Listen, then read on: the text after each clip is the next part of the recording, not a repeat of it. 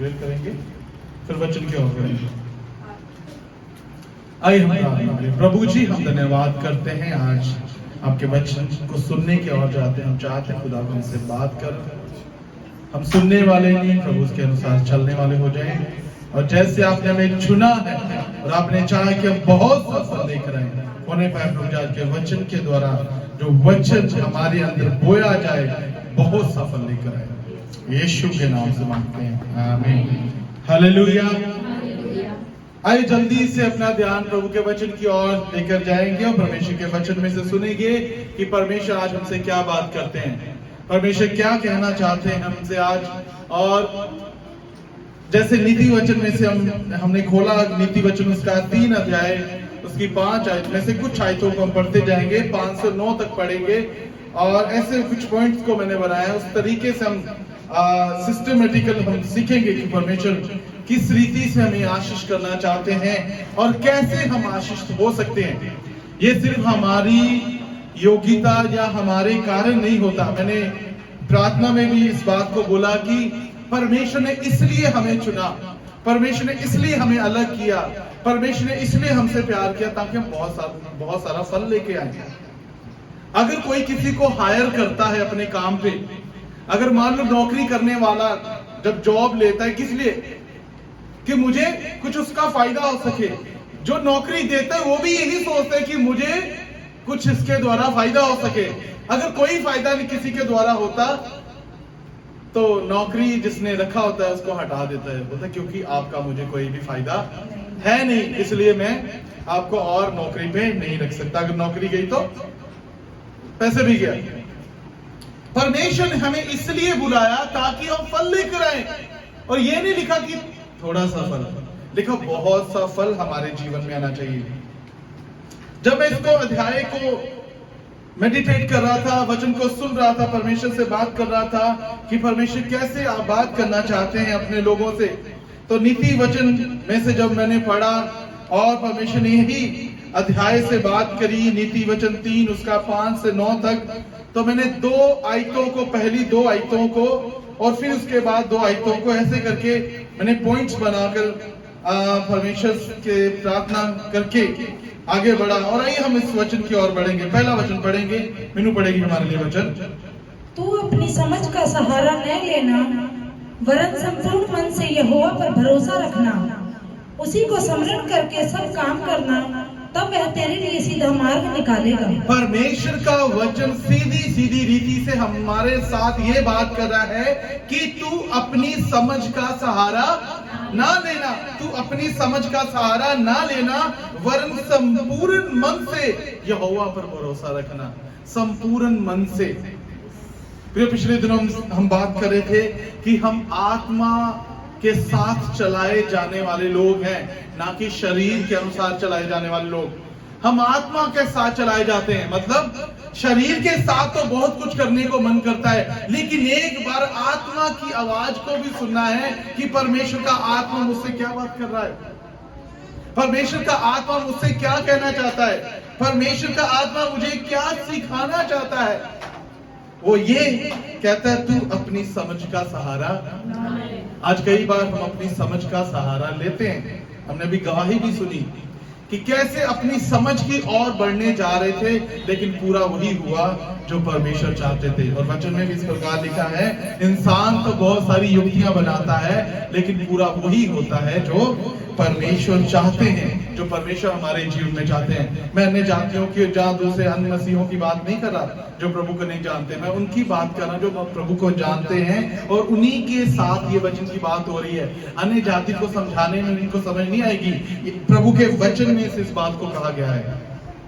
कहता है तू अपनी समझ का सहारा ना लेना। ये बिल्कुल मना है कि हम अपनी समझ का सहारा लें। अपनी समझ का सहारा लेने का मतलब क्या होता है कि जो हमारे मन में है हम तो वही करेंगे। कृपया आप एक बार जरूर परमेश्वर के पास जाएं। मैंने पिछली बार भी इस बात को कहने की कोशिश करी थी कि परमेश्वर से एक बार जरूर परमेश्वर से पूछें कि क्या परमेश्वर ये सही है। अगर आपको ना आवाज है तो आपको मैंने बोला था आप एक बार मुझे कॉल करें।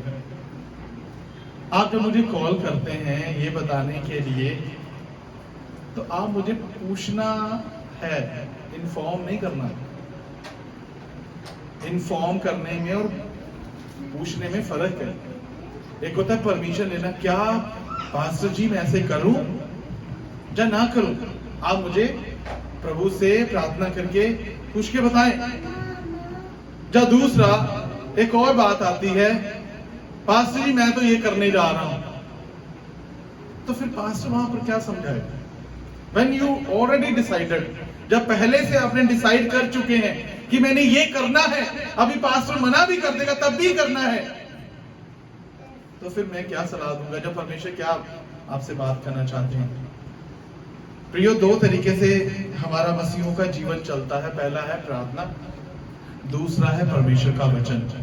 प्रार्थना से हम परमेश्वर से बात करते हैं, प्रार्थना से हम परमेश्वर से बात करते हैं, और परमेश्वर के वचन के द्वारा हम परमेश्वर को सुनते हैं।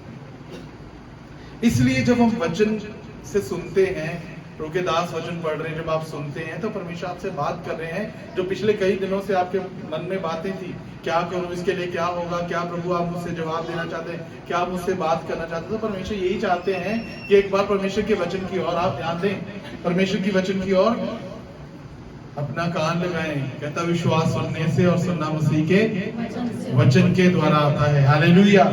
इसलिए कहता तू अपने समझ का सहारा ना लेना, वरन संपूर्ण मन से यहोवा पर भरोसा रखना।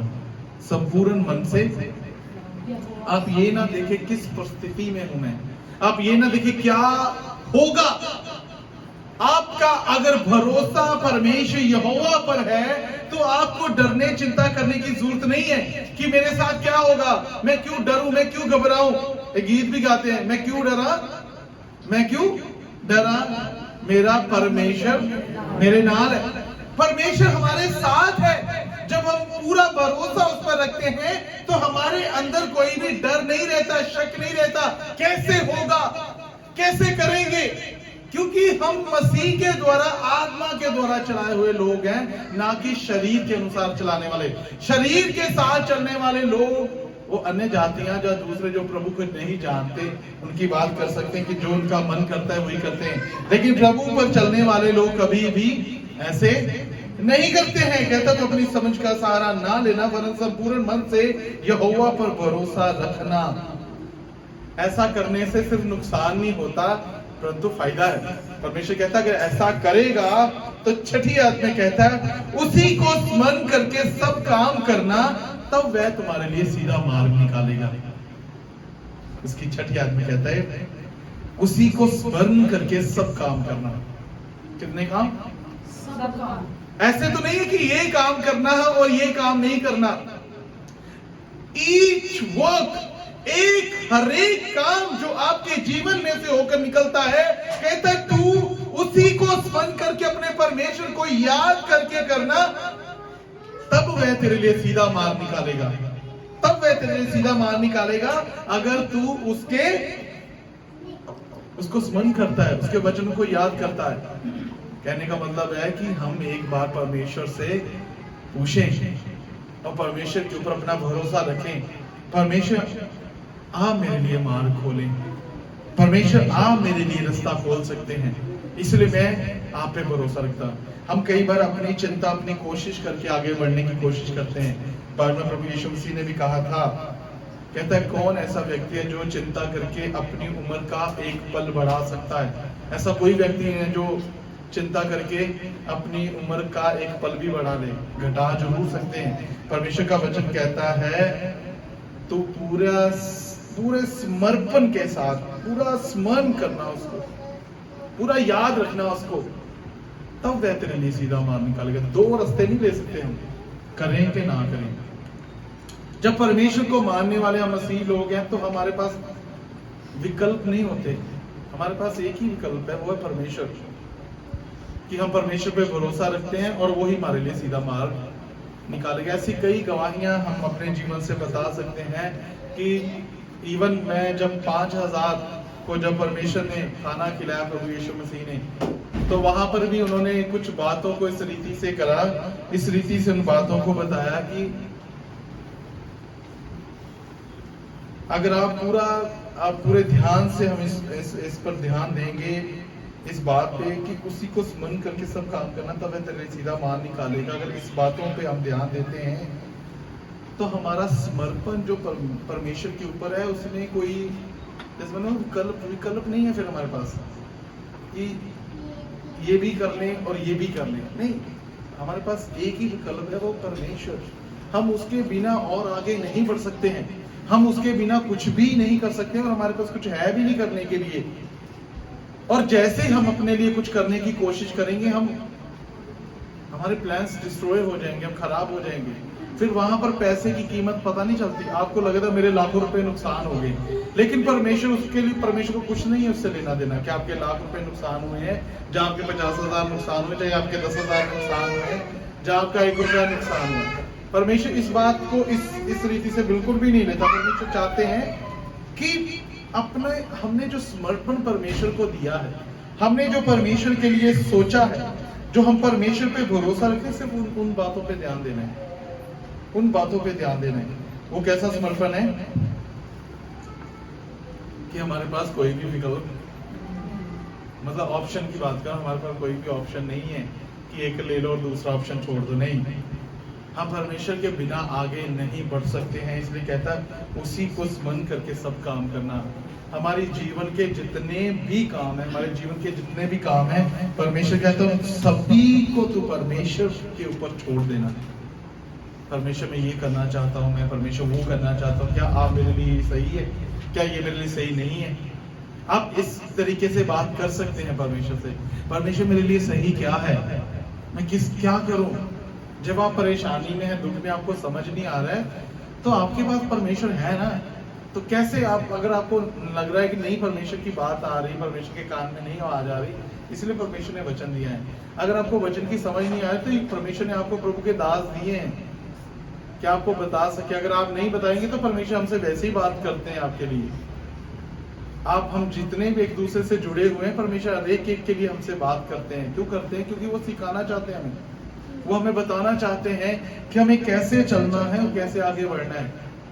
अगर ऐसे नहीं करेंगे तो हम अपनी ही परिस्थितियों में, पैसे की कीमत परमेश्वर नहीं देखते। फिर आपका क्या नुकसान होगा परमेश्वर वो नहीं देखेंगे, क्योंकि आपने परमेश्वर को छोड़कर अपनी मर्जी से चलने की कोशिश करी, आपने परमेश्वर पे भरोसा नहीं रखा, इसलिए परमेश्वर ने कहा फिर जो नुकसान होता होने दो, लेकिन मैंने जो कहा था वही होगा। तुम्हें मुझे याद करना ही होगा और मेरे बिना तुम आगे नहीं बढ़ सकते।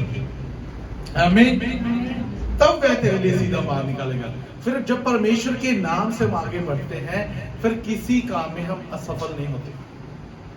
हम किसी भी तरीके से असफल नहीं होते। हर परिस्थिति में परमेश्वर में सफल देता है, सफलता देता है, सफल बना देता है और फिर बनाता है हमारी गवाही, जो आकर यहाँ पर आप बताते हो। क्योंकि आप किसके नाम से गए थे? यहोवा के नाम से। परमेश्वर यहोवा के नाम से आपने भरोसा रख के आप आगे बढ़े थे। पहला था गॉड डायरेक्ट्स द पाथ। परमेश्वर हमारे मार्ग बनाता है, परमेश्वर हमारे मार्गों को सीधा करता है। दूसरा है उसकी 7वीं आयत में पढ़ते हैं हम, पढ़िए। अपनी दृष्टि में बुद्धिमान न होना, यहोवा का भय मानना और बुराई से अलग रहना। ऐसा करने से तेरा शरीर भला चंगा और तेरी हड्डियां पुष्ट रहेगी। आमीन। और यहाँ पर 7वीं और 8वीं आयत में क्या लिखा है? कहता है अपनी दृष्टि में बुद्धिमान ना होना, यहोवा का भय मानना और बुराई से अलग रहना। पहले अपनी समझ में बुद्धिमान, मेरी मर्जी है, मैं जो मर्जी करा, सच्चाई है, इसमें कोई शक नहीं है। आपको पूरी फ्रीडम है, परमेश्वर ने पूरी फ्री विल दी थी। इवन आदम और हवा को भी, उनके पास भी पूरी आजादी थी कि कौन सा फल वो खा सकते, कौन सा फल वो नहीं खा सकते। लेकिन परमेश्वर उनको आज्ञा दी थी कि ये वाला फल, क्योंकि उनके पास आजादी थी इसलिए उन्होंने वो भी फल खा लिया। अपनी दृष्टि में बुद्धिमान, जब वो अपनी दृष्टि में उनको लगा नहीं इस फल से हमें कुछ नहीं होगा, तो क्या हुआ? क्या हुआ? उनके साथ वो पाप में गिर गए, नुकसान में गए, जो फायदे में नुकसान में चले गए। वो नुकसान उनको भोगना पड़ा जो आज तक दुनिया भोग रही है, आदम और हवा का पाप। कहता अपनी दृष्टि में बुद्धि मानना और परमेश्वर पे भरोसा रखना बहुत जरूरी है प्रियो। अपनी दृष्टि में बुद्धिमान ना होना, और कहता यहोवा का भय मानना और बुराई से अलग रहना। एक्चुअली तभी हम अपनी समझ चलाते हैं जब हमने कुछ बुरा करना होता है। जो पास्टर को बताना ये वाली बात पास्टर को नहीं बतानी, क्योंकि ये वाली बात बता देंगे तो तुमको तो पता चल जाएगा।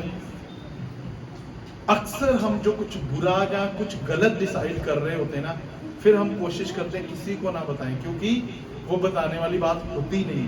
इसलिए उसने कहा अपनी दृष्टि में बुद्धिमान ना होना। दूसरा उसने कहा यहोवा का भय मानना। मतलब चाहे कोई नहीं आपको देख रहा, लेकिन ध्यान रखो कि परमेश्वर तो हमें देख रहा है ना। अगर मैं किसी को नहीं बताना चाहता, पास्टर को नहीं बताना चाहता, कलीसिया को नहीं बताना चाहता, लेकिन परमेश्वर तो मुझे देख रहा है, परमेश्वर तो मुझे जांच रहा है, कहीं उसके कारण मैं नुकसान में ना चला जाऊं। मैं परमेश्वर का भय मानूंगा और ये बुराई है, मैं इससे अलग रहूंगा। आप बोलोगे बुराई क्या है? प्रियो, as a parents, as a husband wife, as a बच्चे, हम हर एक का कर्तव्य बनता है हम एक दूसरे के साथ वफादार हैं।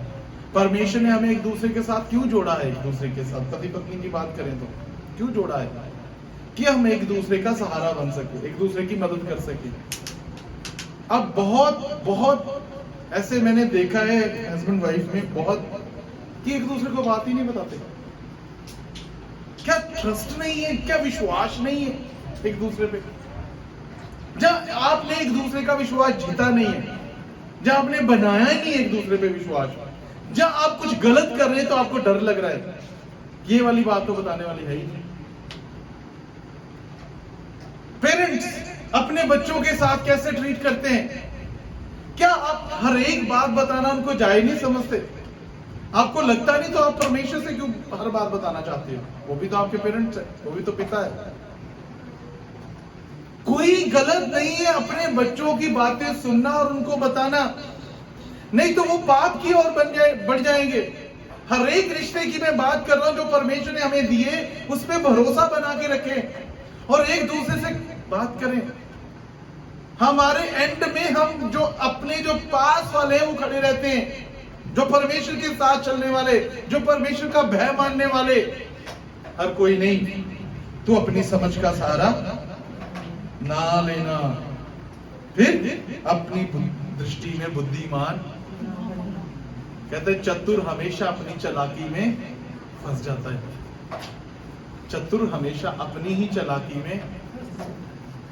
कई बार हम चालाक बनने की कोशिश करते हैं, लेकिन अपनी ही चालाकी में फंस जाते हैं। आप उतना बोलें जितना आप कर सकते हैं, आप उतनी ही बात करें जितना आप सह सकते हैं। परमेश्वर का वचन कहता है बुद्धि में, अपनी बुद्धि में समझदार होना कि मैं जो कह रहा हूं वो सही है। आप जहां आपने बोल दिया मैं सही हूं, मैं आपको कहता हूं वहीं आप गलत हैं। जहां आपने बोल दिया ना मैं सही हूं, मेरे हिसाब से मैं सही हूं, समझ लो कि आप गलत हैं, क्योंकि ये आपका अपना डिसीजन है। आपने बिल्कुल परमेश्वर से नहीं सुना, ना परमेश्वर के लोगों से बात करी, ना परिवार से बात करी, ना प्रार्थना की उसके लिए, ना वचन से उसको समझाने की कोशिश करी। बस मैंने डिसाइड कर लिया मैं तो यही करूंगा, वहीं आप गलत हो। एक बार अपने आप को दीन करके परमेश्वर की उपस्थिति में जाकर परमेश्वर से तो पूछें कि परमेश्वर क्या ये कह रहा है कि ये सही है या गलत है। इसका फायदे भी मैंने पीछे भी बताया ना, मैंने वचन पढ़ा। तो अपनी समझ का सहारा ना लेना, वरन संपूर्ण मन से यहोवा पर भरोसा रखना, उसी को स्मरण करके सब काम करना, तब वह तेरे लिए सीधा मार्ग निकालेगा। इसमें भी ऐसा है, कहते हैं अपनी दृष्टि में बुद्धिमान ना होना, यहोवा का भय रखना और बुराई से अलग रहना। ऐसा करने से क्या होगा? कहता है ऐसा करने से तेरा शरीर भला चंगा होगा। आगे क्या कहता है? और तेरी हड्डियां पुष्ट रहेंगी। ये आत्मिक की नहीं बात कर रहा, वाक्य में हमारे शरीर की ही बात कर रहा है। हमारा शरीर कैसा रहेगा? तंदुरुस्त रहेगा, बिल्कुल सही रहेगा, और हमारी हड्डियां भी फिर ये नहीं कह सकते मेरे इतने दर्द, मेरे इतने दर्द, इधर दर्द, मेरे वो हो गया, मेरे वो हो गया, मेरी हड्डी में हो गया, वो कुछ नहीं होगा। कहता है क्योंकि तूने अपनी बुद्धि का सहारा नहीं लिया और परमेश्वर का भय माना, बुराई से दूर है, इसलिए वो कहता है मैंने तेरे शरीर को चंगा भला रखा और तेरी हड्डियों को पुष्ट भी रखा, तंदुरुस्त भी रखा तुझे। ये दोनों आयतों में परमेश्वर का वचन हमें यही सिखाना चाहता है, पूरा भरोसा परमेश्वर पे और अपनी दृष्टि में बुद्धिमान नहीं होना है। पूरा भरोसा परमेश्वर पे रखना है और परमेश्वर का भय रखना है और पर बुराई से दूर रहना है। ऐसा करने से वो हमारे लिए मार्ग को भी सीधा करेगा और वह हमारे शरीर को भी तंदुरुस्त रखेगा, हमारी हड्डियों को भी पुष्ट रखेगा। अगर ये सब कुछ हम ठीक ठाक रहेगा तो क्या होगा, क्या करेंगे हम? फिर परमेश्वर का धन्यवाद करेंगे। परमेश्वर ने ये जो सारी बातें, जो कानून व्यवस्थाएं हमारे लिए बनाई थी, वो इसलिए बनाई थी कि हम सही रहें, सेफ रहें। ऐसा करने से तुम्हारे लिए मैं सीधा मार्ग निकालूंगा। सोचो अगर परमेश्वर हमारे लिए सीधा मार्ग निकालते हैं, सोचो परमेश्वर जब हम लाल समुद्र जब 2 भाग किया गया था, तो 2 भाग जब उसको किया गया था तो कितना बड़ा समुद्र था, में कोई नाली भी नहीं होगी क्रॉस, पूरे समुद्र को परमेश्वर ने 2 भाग कर दिया था। मतलब परमेश्वर आज भी उतनी सामर्थ रखता है आपके लिए मार्गों को खोलने के लिए। जब हम अपने हिसाब से चलने की कोशिश करते हैं तो फिर अपने जोगे रह जाते हैं। कहने का सिंपल है बात, जब हम अपनी चिंता खुद करते हैं तो परमेश्वर हमारी चिंता नहीं करते। जब हम अपनी चिंता परमेश्वर पर छोड़ देते हैं तब परमेश्वर हमारी चिंता करते हैं। इसलिए कहता तू मुझ पर भरोसा रख। आज से हमने एक ही बात करनी अपने जीवन में कि सिर्फ हमारा भरोसा अपने परमेश्वर पे होना चाहिए, किसी इंसान पे नहीं। जब हमारा विश्वास और हमारा भरोसा अपने परमेश्वर पे है तो वह हमारे लिए सीधा मार्ग, फिर हमें डर नहीं लगेगा, हमें लगेगा परमेश्वर हमारे लिए सब अच्छा ही करेंगे, भला ही निकलेंगे। और फिर कहता है अपनी बुद्धि में भी, अपनी दृष्टि में भी बुद्धिमान नहीं होना। अब मुझे ठीक लग रहा है मैं वो करा नहीं, कि नहीं, परमेश्वर का मैं भय रखूंगा, परमेश्वर से मैं प्रार्थना करूंगा, परमेश्वर के वचन को सुनूंगा और बुराई से अलग रहूंगा। अगर ये सब कुछ करूंगा तो तब भी मेरा भला हो रहा है, मेरा शरीर भी तंदुरुस्त रहेगा और मेरी हड्डियां पुष्ट रहेंगी। नहीं तो बीपी बढ़ेगा, गैस हो जाएगी, है ना, हार्ट में पेन हो जाएगी, सर दर्द होगा। कैसे हो रहा है? क्योंकि हम अपने हिसाब से चलने लगे। फिर कई बार मेरी गलती थी ये सब कुछ होने के लिए। उस जब गलती को मानते हैं, गलती की माफी तो मिल जाती है, लेकिन वो जो बीता होता है हमारे साथ वो कभी चेंज नहीं होता, वो तो बीत जाए, निकल जाता है ना समय, फिर हमें दोबारा से शुरुआत करनी पड़ती। इसलिए अगर सही रीति से हम परमेश्वर हमसे क्या चाह रहे हैं, परमेश्वर ने कुछ बड़ा काम तो हमसे नहीं मांग लिया ना, परमेश्वर ने कुछ बड़ा करने के लिए तो नहीं बोल दिया हमें, कुछ नहीं, सिर्फ उसने कहा तू अपनी समझ का सहारा ना तो नहीं लेंगे हम। उसने अगर कहा यहोवा पर भरोसा रखना तो रख लेंगे हम, इसमें हमें ही फायदा है। और मैं किसी और की बात नहीं कर रहा, मैं मसीहों की बात कर रहा हूं, क्योंकि परमेश्वर चाहते हैं ये वचन जो है हमारे मसीहों के लिए है। अन्य जातियों को ये समझ में नहीं आएगा, क्योंकि आप बचाए हुए लोग हैं, आप प्रभु के द्वारा चुने हुए लोग, और परमेश्वर चाहता आप फल लेकर आए। फिर वो कहता है ऐसा करने से तेरा शरीर भी तंदुरुस्त रहेगा, तू बीमार नहीं होगा और तेरी हड्डियां भी पुष्ट रहेगी। लास्ट में फिर कहता है अपनी संपत्ति के द्वारा अपनी भूमि की पहली उपज देकर यहोवा की प्रतिष्ठा करना। पढ़ना दोबारा इसको, इस वचन को 9 को ध्यान सुनिए। अपनी संपत्ति के द्वारा और अपनी भूमि की सारी पहली उपज देकर यहोवा की प्रतिष्ठा करना। इस प्रकार तेरे खत्ते भरे पूरे रहेंगे और तेरे रसकुंडों से नया दाख मधु उमड़ता रहेगा। और it's giving thanks to the lord, ये है धन्यवाद परमेश्वर को देना, क्योंकि परमेश्वर ने ये सारी बातों को हमारे जीवन में अच्छा भला रखा है। तो कहता है अगर ऐसा भी है तो क्या करना, तू अपनी संपत्ति के द्वारा अपनी भूमि की पहली उपज देकर यहोवा की प्रतिष्ठा करना। कितनी अद्भुत बात है ना। Let me read once again, honour the lord with your possessions and with the first fruit of all your increase, जिसमें परमेश्वर ने तुम्हें बहुत बढ़ती दी है, जिसमें तुम्हें परमेश्वर ने बहुत बढ़ाया है, उसमें से परमेश्वर को देकर कहता है उसकी प्रतिष्ठा करना।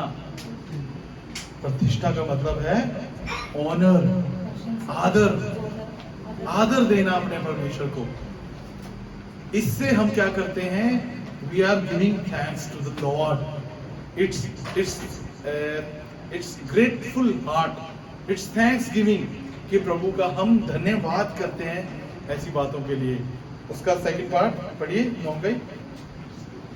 इस प्रकार तेरे खत्ते भरे पूरे रहेंगे और तेरे रसकुंडों से नया दाख मधु उमड़ता ऐसे क्या रहेगा। होगा? परमेश्वर कहता है तू हमेशा फलता रहेगा। तेरी खेती में जो कुछ तू करता है, कहता उसमें तू आशीष को देखेगा। हर बात में तुम आशीष को देखेगा और तुम्हें इसका प्रतिफल मिलेगा। और उसमें से कहता है तू मुझे देकर मेरी प्रतिष्ठा करना, मुझे आदर देना, मेरा ऑनर करना। तो जब भी हम परमेश्वर के लिए कुछ देते हैं, कुछ लाते हैं, कुछ करते हैं, तो इट्स नॉट कि हम हमारे पास बहुत है शायद इसलिए कर रहे हैं। नहीं, परमेश्वर ने हमें दिया है तो हम परमेश्वर को उसके बदले आदर दे रहे हैं कि थैंक यू लॉर्ड, आपने मेरे लिए इतना बड़ा काम किया। थैंक यू कि आपने मुझे संभाला, आपने मेरी अगुवाई करी। मैंने हमेशा आपकी समझ, जो आप मुझे चाहते थे वैसे ही चला। मैंने आप पे भरोसा रखा। मैं अपनी दृष्टि में बुद्धिमान नहीं हुआ।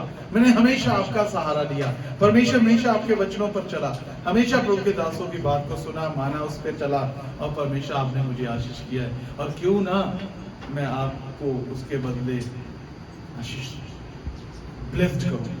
आई bless you lord, I honour you, मैं आपको आदर देता हूं। आइए प्रियो, अपनी आंखों को बंद करके हम प्रार्थना करें परमेश्वर से कि होने पाए खुदावंद आज के बाद हम अपनी समझ का सहारा लेने वाले लोग नहीं होंगे। आज के बाद हम अपनी दृष्टि में बुद्धिमान व्यक्ति नहीं होंगे। परमेश्वर हम हमेशा आपकी इच्छा पर चलेंगे।